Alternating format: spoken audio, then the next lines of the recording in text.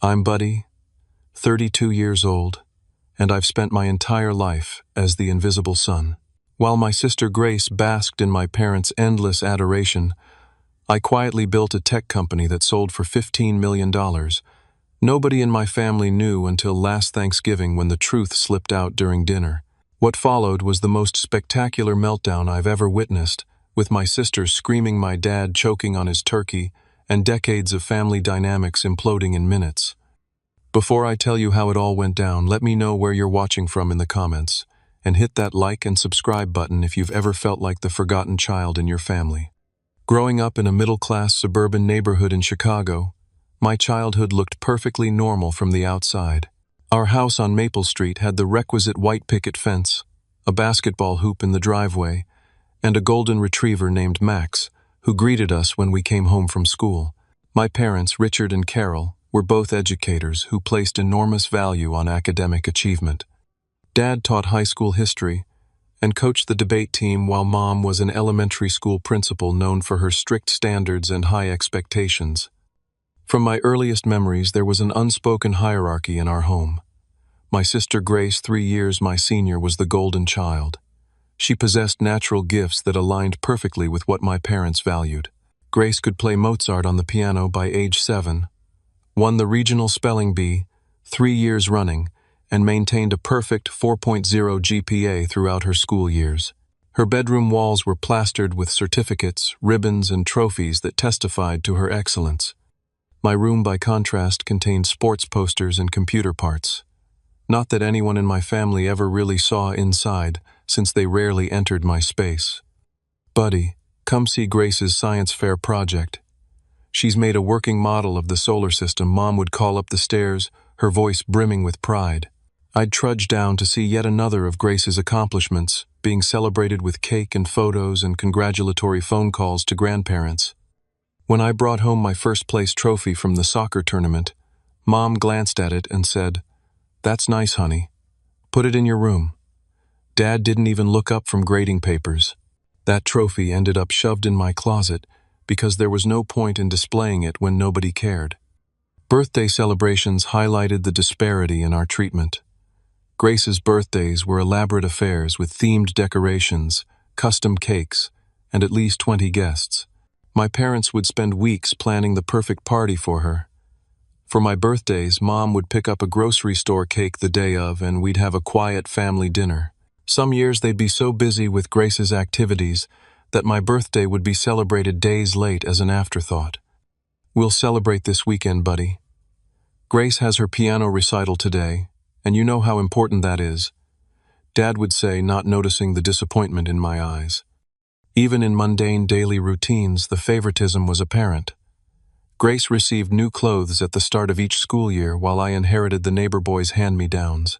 Her academic achievements were tracked on a special calendar on the refrigerator. My soccer schedule never made it there. When Grace performed in the school play, both parents would take the day off work to attend every performance. But when my soccer team made it to the state championship, Mom said Dad will try to make it if his faculty meeting ends early. He didn't make it. I scored the winning goal with no family there to see it. "Why can't you be more like your sister?" became the soundtrack of my childhood, playing on repeat through elementary and middle school. Mom would sigh this question when I'd rather code on my computer than practice an instrument. Dad would mutter it when my report card showed B's instead of A's. By the time Grace was applying to colleges, our family dynamic was firmly established. The dinner table conversations revolved around her applications to Ivy League schools. My parents hired consultants, essay coaches, and test prep tutors to ensure she presented the perfect application. Harvard or Yale would be ideal, but we'd settle for Princeton, Mom would say, while Dad nodded in agreement. When I mentioned wanting to study computer science, Dad waved his hand dismissively. "Those video games won't get you anywhere in life, Buddy. You should consider a real field like law or medicine, though I'm not sure you have the grades for it." They never noticed that what they called playing around on computers was actually me teaching myself to code, building basic websites for local businesses, and developing a deep understanding of emerging technologies. By 16, I was making more money from my weekend hobby than from my summer job at the local grocery store, but I kept this information to myself. I had learned early that sharing accomplishments led to disappointment when they were minimized or ignored. The pattern continued through high school. Grace was valedictorian, gave a moving speech at graduation, and received a substantial scholarship to Yale. My parents threw her a giant graduation party, inviting practically the entire neighborhood. 2 years later, when I graduated in the top 15% of my class, Mom remembered to take photos, but there was no party. Dad patted me on the shoulder and said, "Not bad, son. Not Grace level, but not bad." That night, as I sat alone in my room looking at college brochures, I made a decision that would shape my future. I would stop seeking approval I would never receive. Instead, I would build my own path on my own terms, without the weight of comparison hanging around my neck. Little did I know how drastically that decision would change everything. My parents' approach to our college educations was as different as our childhood experiences had been. While Grace had received personalized tours of elite universities across the country, intensive SAT prep courses, and an entire home office converted into her application headquarters, my college preparation consisted of a single counselor, meeting at school, and a stack of state university brochures. "We've used most of our college fund for Grace's Yale education," Mom explained when I brought up my own college plans. "Yale isn't cheap, and she might want to go to medical school afterward. You can apply for scholarships and loans like other students do." I ended up at Illinois State University on a partial academic scholarship, working 20 hours weekly at the campus tech support center to cover the rest of my expenses.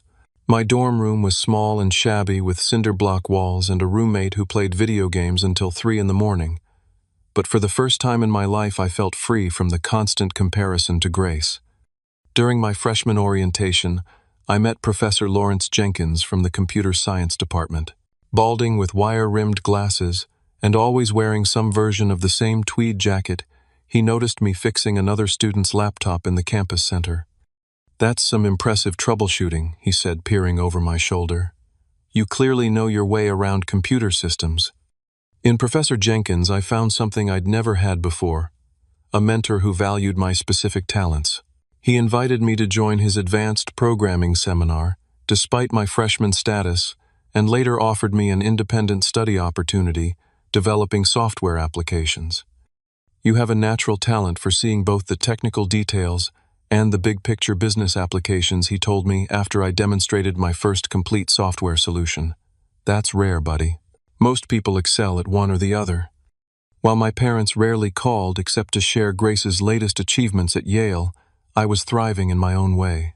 During sophomore year, I developed a scheduling and inventory management system for local businesses that solved specific problems the big software companies were ignoring.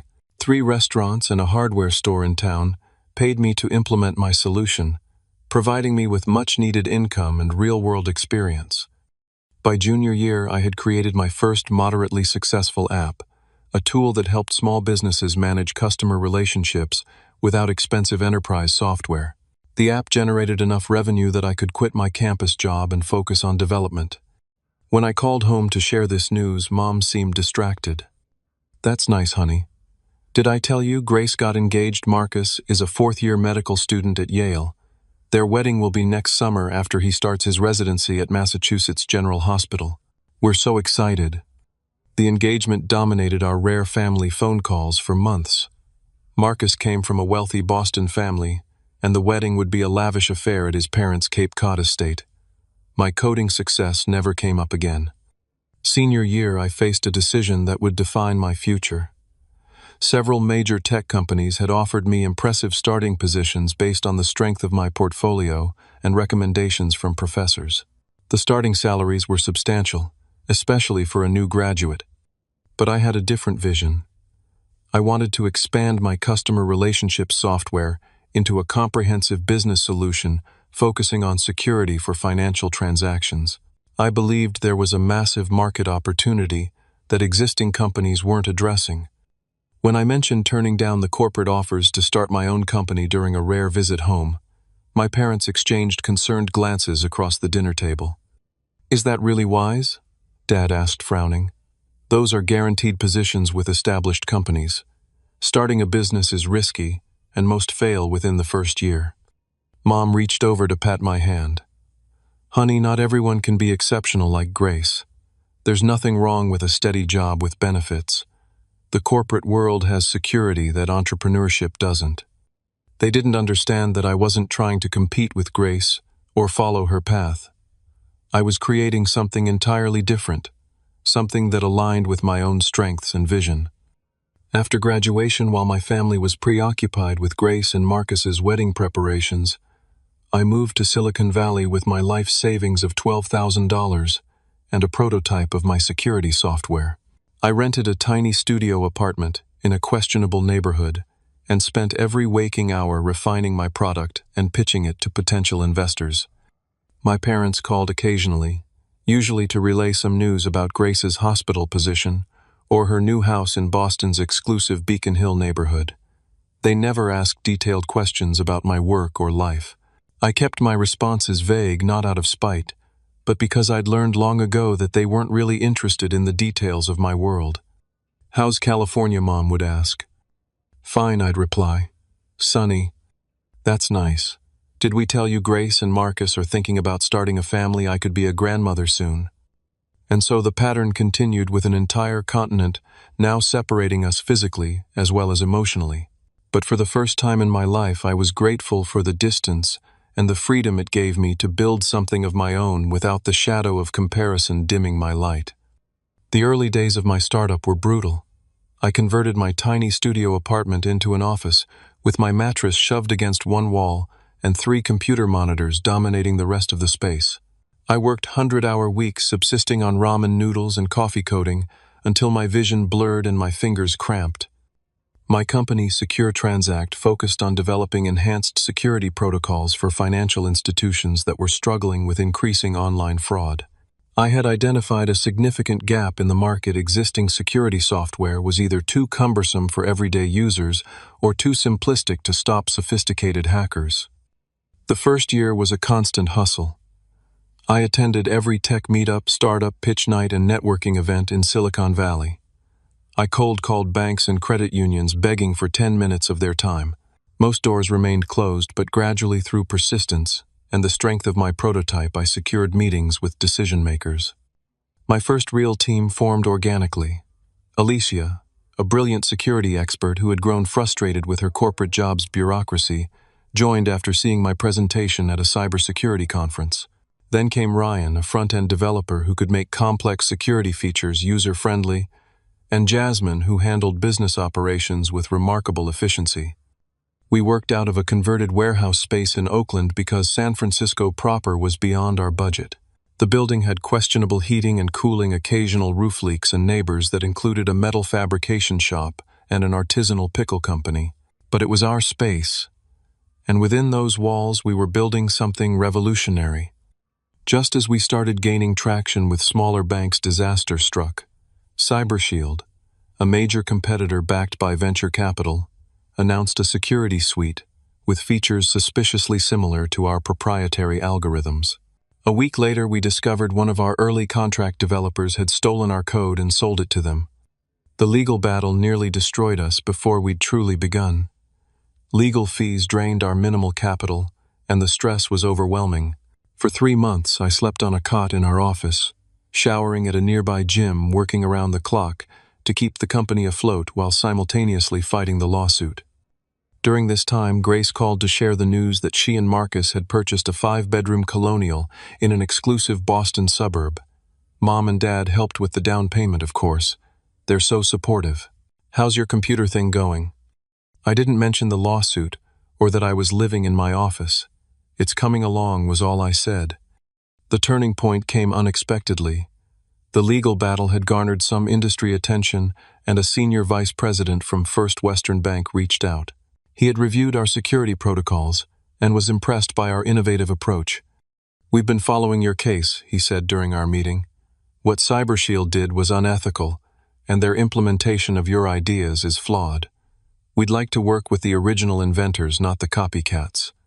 First Western became our first major client, implementing our security system across their digital banking platform. The successful deployment led to case studies, industry articles, and most importantly, more clients. Within 6 months, we had contracts with 8 regional banks and were negotiating with 2 national institutions. Our team grew from 5 people to 50, then to over 200 as demand increased. We moved from the leaky warehouse to proper offices in San Francisco's financial district. I finally upgraded from my studio apartment to a modest 1-bedroom condo, though I spent little time there as the business consumed most of my waking hours. As Secure Transact's reputation grew, so did interest from larger tech companies looking to acquire our technology. The first offer came 3 years after I founded the company, $7 million from a mid-sized financial software provider. I declined, knowing our trajectory and the value we were creating. A year later, the offers had doubled. Investment bankers began calling regularly, suggesting it was time to realize the value we had created. But I remained focused on building and improving our product rather than cashing out. Finally, 5 years after starting with nothing but a prototype and determination, I received an offer that made sense. Tech giant, one of the world's largest technology companies, offered $15 million for Secure Transact. They wanted our technology, our client relationships, and our team. Most importantly, they shared our vision for security and would provide resources to scale our solutions globally. After extensive discussions with my team and advisors, I accepted the offer. At 31 years old, I became a multimillionaire overnight. Throughout this journey, my family remained largely unaware of my professional success. During our infrequent calls, they continued to focus on Grace's achievements: her promotion to head of cardiology, the vacation home she and Marcus purchased in Vermont, the private preschool their children attended. When Mom mentioned that they had helped Grace and Marcus with a kitchen renovation in their main house, I felt a momentary urge to tell them about the acquisition. Instead, I listened to the detailed description of Grace's new marble countertops and Viking range. I continued living modestly despite my new wealth. I upgraded to a comfortable but not extravagant condo, invested most of the money with the help of a fiduciary financial advisor, and donated to educational programs supporting young people interested in technology. The only luxury I allowed myself was occasional travel to places I'd always wanted to visit. My parents still introduced me to their friends as our son, who works with computers in California, while Grace remained our brilliant daughter, the cardiologist. I had made peace with this dynamic and built a fulfilling life, filled with friends who valued me and professional colleagues who respected my contributions. Then came the invitation to Thanksgiving at Grace and Marcus's home in Boston, setting in motion events that would finally shatter the family narrative that had defined us for decades. The invitation arrived via email in early October, formal and impersonal, clearly sent to multiple recipients at once. Grace and Marcus Whittington request the pleasure of your company for Thanksgiving dinner, followed by the date, time, and their address in Wellesley, Massachusetts. My parents were copied on the email, along with Marcus's family members and several couples I didn't recognize, presumably friends of Grace and Marcus. My immediate instinct was to decline. I had spent the previous 3 Thanksgivings with friends in California, enjoying relaxed gatherings free from the tension and comparison that characterized family holidays. But something made me hesitate before hitting reply. Perhaps it was curiosity about how my family dynamic might have evolved over the years, or maybe some lingering hope for connection that I couldn't quite extinguish. Before I could decide, my phone rang. It was Grace. "Did you get my email?" she asked without preamble. "Mom and Dad are coming in on Tuesday, but I told them you probably wouldn't make it since you never seem to have time for family." Her words carried the familiar sting of accusation, implying once again that any distance in our relationship was entirely my fault. Actually, I heard myself saying, "I can make it this year." There was a brief silence. "Oh, well, that's unexpected. Can you arrive Wednesday? The guest room on the 3rd floor will be yours. Mom and Dad get the main guest suite, of course." In the weeks leading up to Thanksgiving, Grace called repeatedly with instructions and reminders that positioned me as incompetent and her as the responsible one managing everything. "Remember to book your flight soon before prices go up," she said. In one call, though, I had booked it immediately after confirming. "Don't bring wine. Marcus has selected appropriate pairings from his collection," she instructed in another, though I hadn't mentioned bringing anything. We're dressing for dinner on Thanksgiving. Business casual at minimum, she informed me, her tone suggesting she expected me to show up in rags otherwise. My parents called too, their message clear, though less direct than Grace's. We're so looking forward to having everyone together, Mom said warmly before adding. Grace has put so much effort into planning this, so please be on your best behavior. No controversial topics and try to show interest in what everyone is doing. Dad chimed in from the extension. And maybe get a haircut before you come.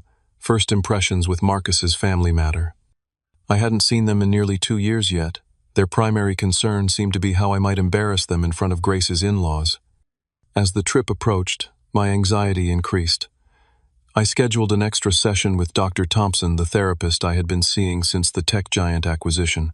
The sudden wealth had brought up complicated emotions and identity questions that I was still processing. How do you want to handle the family dynamic this time, she asked during our session, her calm voice centering me as always. I considered the question carefully. I'm tired of playing the role they've assigned me. The underachieving son, the family disappointment. I don't want to pretend anymore. Does that mean you'll tell them about your financial success? No, I said after a moment. That feels like seeking validation through money, which isn't healthy. But I also won't diminish myself or my work to fit their narrative. I'll just be authentic and set boundaries when needed. That's significant progress, buddy, she noted with an approving nod. When I arrived at Boston's Logan Airport the day before Thanksgiving, the weather matched my mood: gray, chilly, and threatening rain. I took a rideshare to Grace and Marcus's address, watching as the neighborhoods became progressively more affluent during the 30-minute drive. Their house was exactly what I expected. A sprawling colonial revival with perfect landscaping, a circular driveway, and a 3-car garage. It looked like it belonged in a luxury real estate magazine, beautiful but somewhat sterile. Grace answered the door herself, perfectly coiffed in designer casual wear pearl earrings catching the light as she gave me a quick perfunctory hug. You made it. Everyone's in the living room, she said already, turning away and leading me through the immaculate foyer. I noted she didn't offer to help with my luggage. The reunion with my parents was a study in awkward formality. Mom rose from an antique settee to embrace me, commenting immediately on my hair, which I had not cut, and how thin I looked. Dad gave me a firm handshake and a pat on the shoulder, his standard greeting. Marcus played the gracious host, offering drinks and making small talk about my flight, while his parents, Gerald and Eleanor, observed with polite interest. They were Boston aristocracy, personified with the kind of old money that never needs to announce itself.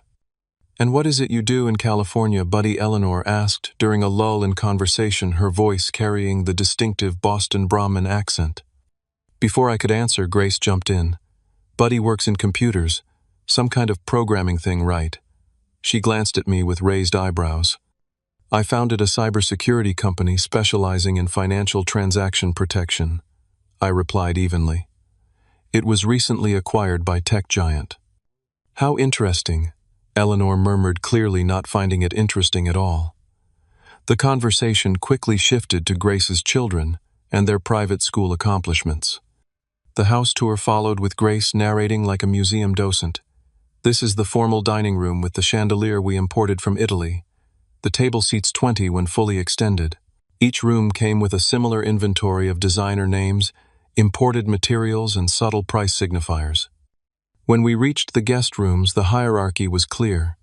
My parents were shown to a spacious suite on the second floor, complete with sitting area and private bath. My room was a converted attic space on the 3rd floor, small but functional, with a bathroom down the hall. It's usually the nanny's room, but she's away for the holiday weekend, Grace explained, not quite meeting my eyes. That evening we gathered for a catered pre-Thanksgiving dinner. The conversation revolved primarily around Grace's practice, Marcus's hospital politics, and their children's achievements. When I mentioned a recent trip to Japan, Grace cut in. Buddy, your sweater has a stain, she said, ignoring my travel story entirely. Why don't you borrow one of Marcus's? You're about the same size, though he's more athletic build, of course. Mom nodded in agreement. That would be nice of Marcus. You should look presentable for tomorrow when everyone's here. I glanced down at my perfectly clean cashmere sweater, then back at my sister. "There's no stain, Grace, and I brought appropriate clothes for tomorrow, but thank you for your concern." A brief flash of annoyance crossed her face before she smiled tightly and turned to Marcus's father to discuss golf clubs. As I prepared for bed that night, listening to the murmur of voices from the second floor where my parents were presumably still chatting with Grace and Marcus, I reflected on how little had changed. Despite the physical distance and years apart, we had seamlessly resumed our familiar family script. The only difference was that I was no longer willing to play my assigned role without question. Tomorrow would be Thanksgiving, and I had a feeling our family dynamic was about to face its greatest test yet. Thanksgiving Day dawned clear and cold sunlight, streaming through the small dormer windows of my third-floor room. I could hear activity downstairs, the caterers arriving, Grace issuing instructions in her authoritative voice, the occasional sound of children laughing. I took my time getting ready, mentally preparing for the day ahead. By 10 o'clock, the house was transformed into a Thanksgiving spectacle. Every surface featured seasonal decorations that somehow managed to be both festive and elegantly understated. The dining room table was a masterpiece of design with hand-calligraphed place cards, multiple crystal glasses at each setting, and an elaborate centerpiece of autumn flowers and artfully arranged gourds.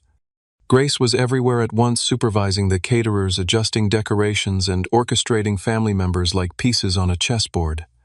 "Mom, please help Eliza with her dress." Dad entertained Marcus's parents in the study. "Buddy, just try not to get in the way." I found myself assigned to child-wrangling duty, keeping Grace's 7-year-old twins, Eliza and Ethan, occupied while the adults prepared. This suited me fine, as the children were the only family members who seemed genuinely happy to see me. "Uncle Buddy, do you still make computers?" Ethan asked as we built an elaborate structure with his building blocks. "Something like that," I replied, smiling at his simplified understanding of my career. "Mom says you're not very good at it because you still have to work," Eliza informed me matter-of-factly, placing a triangle block on our tower. "She says, if you were successful, you'd have people working for you instead." I managed to keep my expression neutral. "Is that so? Well, people measure success in different ways." As noon approached, additional guests began arriving: Marcus's brother and his wife, two couples who were colleagues from the hospital, and Marcus's elderly grandmother, who was wheeled in by a private nurse. Grace insisted on formal pre-dinner photos in front of the fireplace, arranging everyone in what she deemed appropriate groupings. "Buddy, stand at the end here." She directed, positioning me at the far edge of the family group, partially hidden behind Marcus's brother. When the photographer Grace had hired suggested I move forward to be more visible, she overruled him. "No, the composition is better this way. Trust me." By the time we were called to dinner at 3 o'clock, the tension in my shoulders had formed a persistent knot. We processed into the dining room in what felt like a predetermined order of importance, with Grace and Marcus leading, followed by both sets of parents, then the other guests, with me bringing up the rear. The seating arrangement continued the theme. Grace and Marcus presided at opposite ends of the long table. My parents were placed in positions of honor near Grace, while I found myself between Marcus's grandmother, who was hard of hearing, and one of the hospital colleagues who had already had several glasses of wine. Before the meal began, Marcus stood to propose a toast to family, friends, and the abundance we're blessed to share. Everyone raised their glasses appreciatively. Then, following what was apparently a Whittington family tradition, each person was expected to share something they were grateful for before eating. Grace went first naturally. What began as a simple expression of gratitude evolved into an extended highlight reel of her accomplishments for the year. "I'm thankful for my thriving practice, my recent appointment to the hospital board, the children's acceptance into the gifted program, and of course our new summer home on Nantucket." My parents beamed with pride throughout her recitation. When Mom's turn came, she primarily expressed gratitude for Grace and her family, with a brief general mention of both my children, almost as an afterthought. The ritual continued around the table until it reached me. All eyes turned in my direction, most with the look of polite disinterest reserved for obligatory social interactions. "I'm grateful for the journey of the past few years," I said simply, "for lessons learned, challenges overcome, and the freedom to create my own path." Grace gave a tight smile. "How nice. very philosophical. Then she signaled to the caterers to begin serving. The meal itself was flawless, course after course of gourmet interpretations of traditional Thanksgiving dishes. Wine flowed freely, and conversation moved between safe topics. Politics was avoided, but hospital gossip, private school, comparisons, and vacation properties were discussed in detail. During the main course, Marcus began describing a major hospital acquisition his department was considering. The technology would revolutionize our cardiac imaging capabilities, he explained enthusiastically. The company's valuation is through the roof after their security division was acquired by tech giant last year. I paused mid-bite, recognizing the company immediately as the one that had purchased my security software. Marcus continued, unaware of my reaction.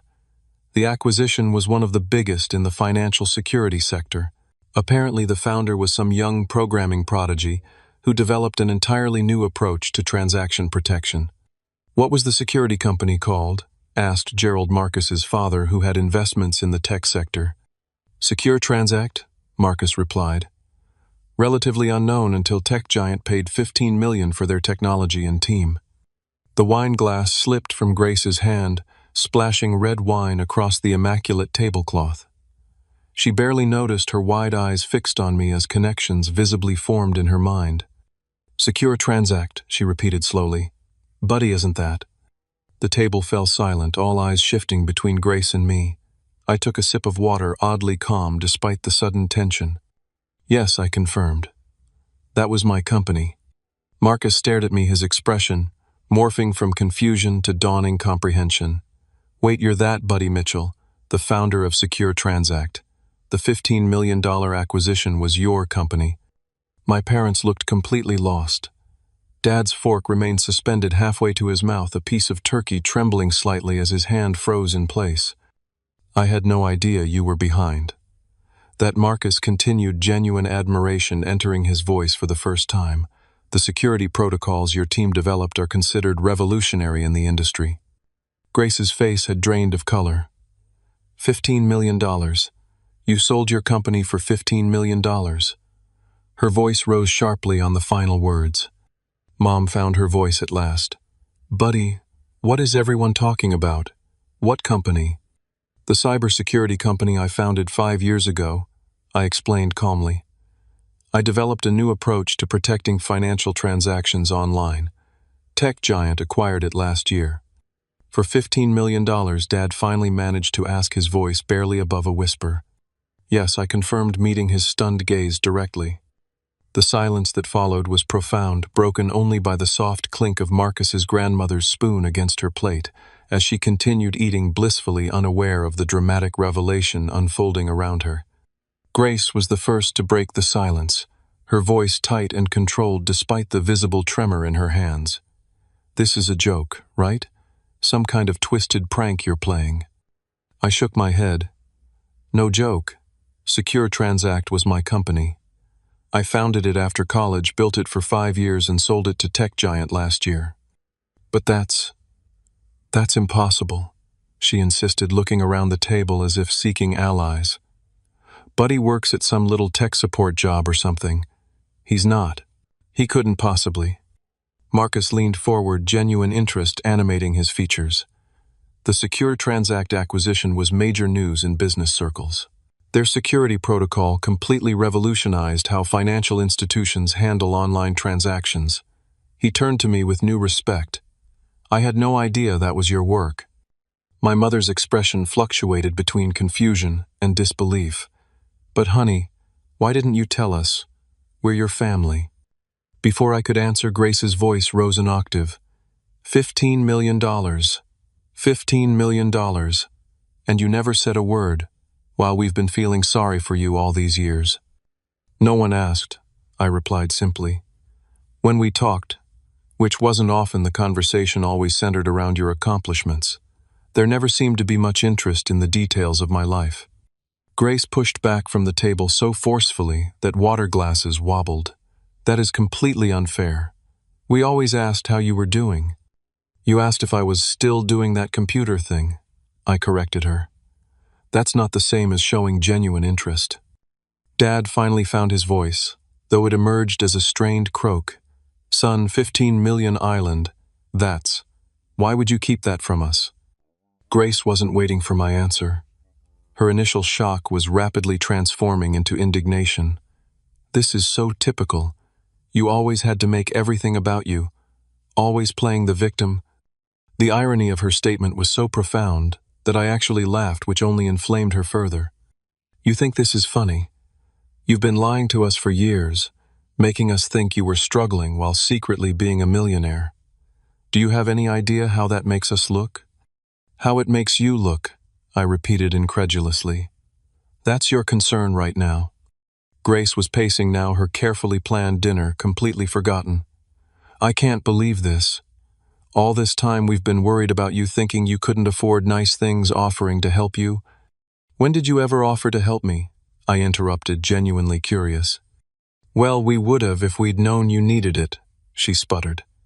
But apparently you were just playing poor while secretly being rich. What kind of person does that? Marcus's parents exchanged uncomfortable glances. The hospital colleagues suddenly became very interested in their dessert plates. The private nurse quietly wheeled Marcus's grandmother from the room, sensing the family drama was escalating beyond polite dinner conversation. I never played anything I said, keeping my voice level. I lived modestly because that's what I prefer. And I never told you about the acquisition because money has never been the measure of success in this family. Academic prestige, professional titles, those were what mattered. That's ridiculous, Mom interjected. We've always been proud of both our children equally. The statement was so divorced from reality that I couldn't let it pass. Mom, that's simply not true. My entire childhood was spent in Grace's shadow. My achievements were barely acknowledged, while hers were celebrated extravagantly. That is not true, Grace shouted, slamming her hand on the table.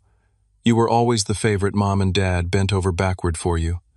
Dad started to speak, then began coughing violently, reaching for his water glass with a shaking hand. The confrontation had literally taken his breath away. Favorite, I repeated in disbelief. Grace, you had elaborate birthday parties while mine were afterthoughts. Your academic achievements were displayed prominently while my sports trophies were shoved in a closet. They attended every one of your recitals but missed my state championship soccer game. That's because my activities were important, Grace shot back. Academic and cultural pursuits matter for future success. Kicking a ball around a field doesn't. And yet, here we are, I replied quietly. Grace's face flushed deep red. You know what, I'm going to prove how wrong you are. She stormed out of the dining room, leaving everyone in uncomfortable silence. Mom attempted damage control. Buddy, I think you're remembering things through a very negative lens. We always treated you and Grace exactly the same. Did you help me with a down payment on a house? I asked. Mom fidgeted with her napkin. Well, no, but you never asked. Did you ever offer? She had no answer for that. Grace returned, clutching several photo albums, her expression triumphant. Let's see what the evidence says, shall we? She began flipping through pages aggressively. Look, here's your 10th birthday party with that ridiculous dinosaur cake Mom made from scratch. Does that look like an afterthought to you? I leaned forward to see the photo she was pointing to. In the image, 10-year-old me stood awkwardly beside a homemade cake, while Grace, 13, dominated the foreground, clearly annoyed at not being the center of attention. Grace, that's your dinosaur phase. That was your cake. My birthday was the following week, and I got a grocery store cake that said, Happy Birthday, with no name, because it was a last-minute purchase. She flipped to another page. Well, what about this, Dad taking you fishing, just the two of you? I never got special trips like that. Dad had regained his composure enough to interject.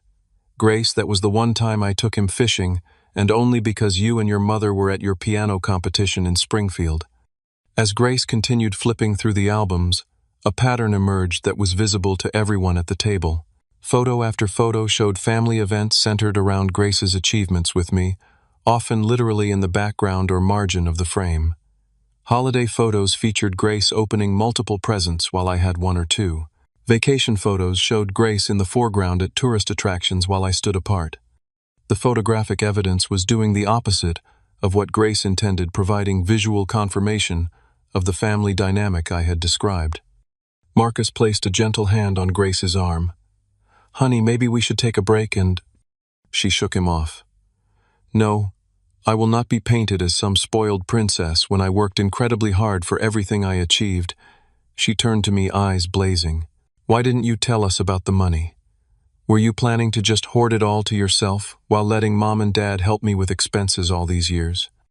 And there it was, the real issue behind her anger. "I never asked them to prioritize your needs over mine," I replied calmly. "That was their choice.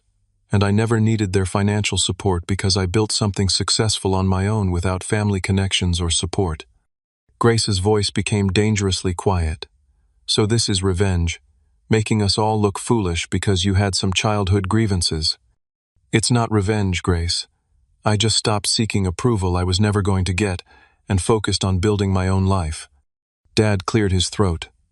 "Son, I think you're being a bit unfair. We always supported your interests." When I challenged him directly, "When did you ever show real interest or support for my work? You dismissed my early coding as playing video games. You called my decision to start a company risky and suggested I get a real job instead. You've never once asked me to explain what my company actually did or why it mattered." Dad opened his mouth to respond, then closed it again, unable to provide a counterexample. Grace wasn't ready to concede. "This is absurd. You're rewriting our entire family history because you have some weird inferiority complex, just because you got lucky with some tech thing." "It wasn't luck," Marcus interrupted, surprising everyone. "I've read about secure transacts technology. It was genuinely innovative, revolutionary even." He turned to me with professional respect. "The security protocols you developed solved problems that had plagued the industry for years." Grace shot her husband a betrayed look. "Whose side are you on?" "I'm not taking sides," he replied carefully. "I'm just stating facts about Buddy's professional accomplishments." The tension in the room was becoming unbearable. Mom was quietly crying. Dad looked shell-shocked, and Grace was practically vibrating with a combination of anger and embarrassment. "Why are you doing this?" she demanded, her voice breaking slightly. "Why ruin Thanksgiving with all this ancient history and resentment?" "I didn't bring it up," I reminded her gently. "I've kept my success private precisely to avoid this kind of reaction." Marcus recognized my company's name by coincidence. "So you were never going to tell us?" Mom asked, hurt evident in her voice. "Your own family?" I looked at her directly. "Would it have changed anything? Would knowing I had financial success suddenly make my path valid in your eyes? Because that's not how unconditional support is supposed to work." The silence that followed was profound. For perhaps the first time, my parents and sister were truly seeing me not as the perpetual disappointment they had categorized me as, but as an adult who had carved his own successful path despite not because of his family background. Grace abruptly stood, tears streaming down her face. "I need some air." She walked out of the dining room, leaving behind the wreckage of her perfect Thanksgiving dinner. The remaining guests exchanged uncomfortable glances. Marcus's brother murmured something about checking on their car, and he and his wife made a discreet exit. The hospital colleagues followed shortly after, thanking Marcus with forced cheerfulness, as if they hadn't just witnessed an explosive family meltdown. In the sudden quiet of the nearly empty dining room, Dad attempted a weak justification. "We always wanted what was best for both of you. Maybe we didn't always get it right." It was the closest thing to an admission I had ever heard from him, and despite everything, I felt a small spark of hope that perhaps finally something might change in our family dynamic. The remainder of Thanksgiving evening passed in a blur of awkward silences and stilted attempts at normal conversation. Grace eventually returned to the dining room, eyes red but composure, regained and mechanically served dessert, as if following a script she couldn't abandon. The few guests who hadn't found excuses to leave ate pumpkin pie with forced enthusiasm, complimenting the catering while studiously avoiding any reference to the emotional explosion they had witnessed. As the evening wore on, I made the decision to leave rather than stay overnight as planned. The third-floor guest room suddenly felt like a perfect metaphor for my position in the family, an afterthought separate from the main household. "I think it's best if I get a hotel room tonight," I announced quietly, as the last guests were preparing to leave. Mom looked distressed. "Buddy, that's not necessary. We're family. We can work through this."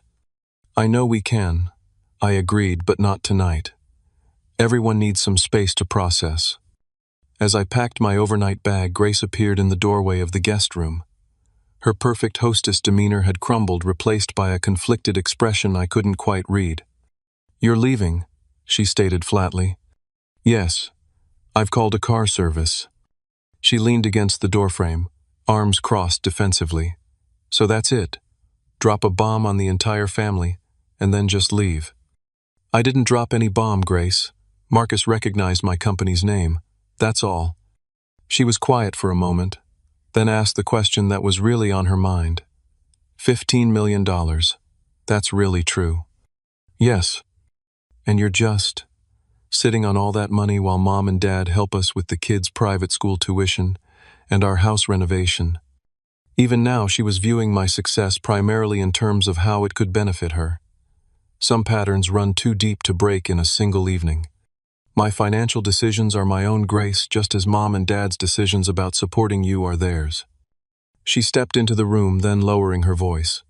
"We're planning to add a pool house next summer. Marcus's practice is doing well, but with the kids' tuition and the Nantucket property taxes." I stared at her in disbelief. "Are you actually asking me for money right now?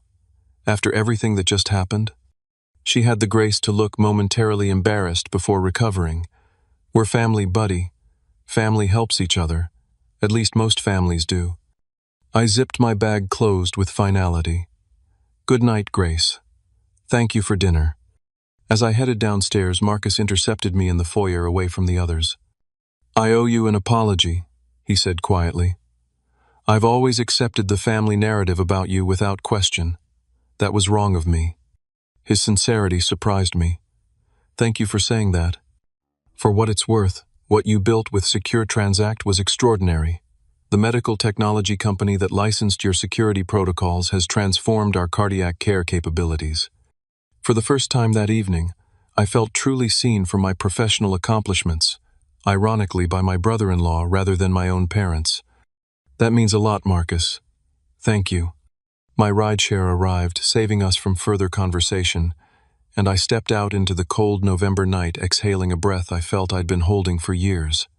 In my hotel room that night, I sat by the window overlooking Boston's twinkling skyline, processing the events of the day. My phone buzzed repeatedly with texts from Grace, alternating between apologies and thinly veiled financial requests. "I'm sorry things got heated. Family dynamics are complicated. Have you considered setting up college funds for your niece and nephew? I didn't mean what I said about you playing the victim.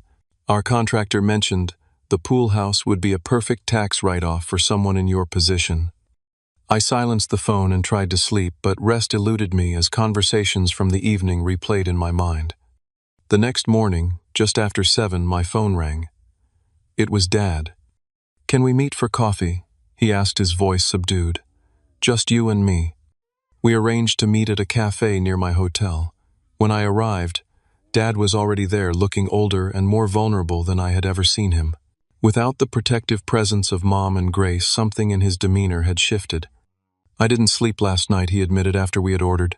"Kept thinking about things you said. Things I couldn't really argue with." I waited silently, giving him space to continue. "I always thought we were good parents," he said, staring into his coffee cup. "Thought we gave both our children what they needed. But looking at those photo albums last night, seeing it all laid out like that," his voice cracked slightly, "we really did put Grace at the center of everything, didn't we?" It was the first genuine acknowledgement I had ever received from him about our family dynamic. "Why?" I asked simply. "Why was there such a difference in how you treated us?" Dad was quiet for a long moment. "Grace was like us," he finally said. "She followed the path we understood. Academic achievement, prestigious credentials, a professional career. When she succeeded, it validated our own life choices and values." He looked up at me, then really looked at me. "But you were different from the beginning. Creative, independent, interested in technology we didn't understand. Your path didn't fit our narrow definition of success, so I guess we just didn't know how to support it." You could have tried, I said quietly. You could have asked questions, shown interest, attended my games. You're right, he admitted, tears forming in his eyes. And I can't go back and change that. But I am proud of what you've built, son. Not because of the money, but because you had the courage to follow your own path even when we didn't understand it. My phone rang, interrupting the moment. It was Mom asking where Dad had gone so early. When I explained we were having coffee, she insisted on joining us. Within 30 minutes, she arrived at the cafe, breathless and defensive. Richard has been telling me about your conversation, she began without preamble. And I think you're being very unfair. We always loved both our children equally. Love isn't the issue, Mom, I replied gently. It's about recognition, support, and validation. It's about showing up for soccer games, not just piano recitals. We were busy working parents doing our best, she insisted. If we focused more attention on Grace, sometimes it was because she needed more guidance. Dad surprised me by intervening. Carol, that's not entirely true, and you know it. We prioritized Grace because her achievements made us look good as parents. We understood her path. Buddies was foreign to us, so we minimized it. Mom's eyes widened at Dad's candor. For perhaps the first time in their marriage, he was contradicting her version of our family narrative. The conversation that followed was difficult, emotional, and long overdue. Mom initially remained defensive, but as Dad continued acknowledging specific instances of favoritism, her certainty began to crack. I never realized how it must have looked through your eyes, she finally admitted. We didn't mean to make you feel less important. Impact matters more than intent, I replied, a phrase Dr. Thompson had often used in our sessions. By the time we parted that afternoon, something fundamental had shifted. No single conversation could heal decades of imbalance, but acknowledgement was a crucial first step. 3 months later, the changes in our family dynamic were subtle but significant. My parents called more frequently, asking specific questions about my work and life. Dad had even taken an online course about cybersecurity to better understand my field. Grace struggled the most with our new reality. Her identity had been built around being the family star, and adjusting to a more equal relationship proved challenging. Her financial hints continued occasionally, but with decreasing frequency, as she realized I wasn't going to be her personal banker. For my part, I established clearer boundaries while remaining open to a healthier family connection. I used a portion of my wealth to establish a scholarship fund for overlooked students with aptitude in technology, trying to create the support system I had lacked. One Tuesday afternoon, I met with the first recipient of the scholarship, a brilliant 16-year-old named Jamal who reminded me powerfully of my younger self. As he excitedly described his plans for developing accessible technology for disabled users, I saw in him the same passion and vision that had driven me. My parents want me to be a doctor, he confided. They don't really get what I'm trying to build. Keep building anyway, I told him. Sometimes the people closest to us are the last to recognize our true path. That doesn't make the path any less valid. The real measure of success, I had learned, wasn't financial achievement or family validation, but the freedom to define and pursue your own purpose. Money hadn't healed my family wounds, but honesty and boundaries had begun the process. As I watched Jamal leave brimming with ideas and potential, I felt a sense of peace that had eluded me for decades. The overlooked son had finally found his voice, not through revenge or resentment, but through creating something meaningful from the very qualities his family had failed to value. If you've ever felt invisible in your own family or had your achievements overlooked while others were celebrated, share your story in the comments below. How did you find your own path to validation and success? Sometimes the greatest revenge isn't proving others wrong, but finding happiness on your own terms. Don't forget to like, subscribe, and share this video if it resonated with you. Remember, the approval that matters most is the kind you give yourself. Thank you for listening to my story, and I wish you the courage to follow your own path, even when those around you don't understand it.